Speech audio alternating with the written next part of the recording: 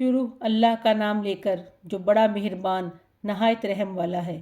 اے محمد جو کپڑے میں لپٹ رہے ہو، رات کو قیام کیا کرو مگر تھوڑی سی رات، یعنی نصف رات یا اس سے کچھ کم یا کچھ زیادہ، اور قرآن کو ٹھہر ٹھہر کر پڑھا کرو۔ ہم ان قریب تم پر ایک بھاری فرمان نازل کریں گے۔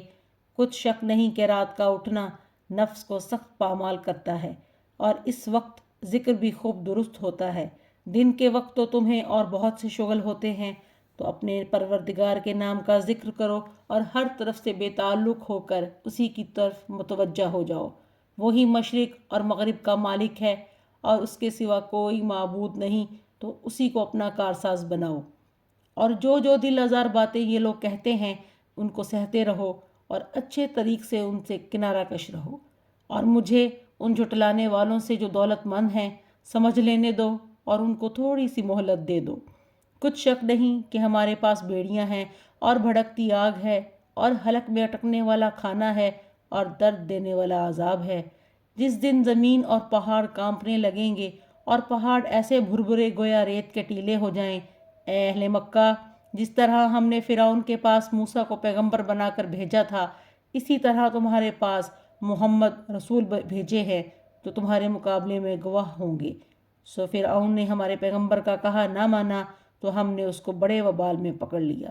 اگر تم بھی ان کو پیغمبر نہ مانو گے تو اس دن سے کیوں کر بچو گے جو بچوں کو بوڑھا کر دے گا، اور جس سے آسمان پھٹ جائے گا، یہ اس کا وعدہ ہے، پورا ہو کر رہے گا۔ یہ قرآن تو نصیحت ہے، سو جو چاہے اپنے پروردگار تک پہنچنے کا راستہ اختیار کر لے۔ تمہارا پروردگار خوب جانتا ہے کہ تم اور تمہارے ساتھ کے لوگ کبھی 2/3 رات کے قریب اور کبھی آدھی رات اور کبھی تہائی رات قیام کیا کرتے ہو، اور اللہ تو رات اور دن کا اندازہ رکھتا ہے۔ اس نے معلوم کیا کہ تم اس کو نبھا نہ سکو گے تو اس نے تم پر مہربانی کی، بس جتنا آسانی سے ہو سکے اتنا قرآن پڑھ لیا کرو۔ اس نے جانا کہ تم میں بعض بیمار بھی ہوتے ہیں اور بعض اللہ کے فضل یعنی معاش کی تلاش میں ملک میں سفر کرتے ہیں، اور بعض اللہ کی راہ میں لڑتے ہیں، تو جتنا آسانی سے ہو سکے اتنا پڑھ لیا کرو، اور نماز پڑھتے رہو اور زکوٰۃ ادا کرتے رہو، اور اللہ کو نیک اور خلوص نیت سے قرض دیتے رہو، اور جو عمل نیک تم اپنے لیے آگے بھیجو گے اس کو اللہ کے ہاں بہتر اور صلے میں بزرگ تر پاؤ گے، اور اللہ سے بخشش مانگتے رہو، بے شک اللہ بخشنے والا مہربان ہے۔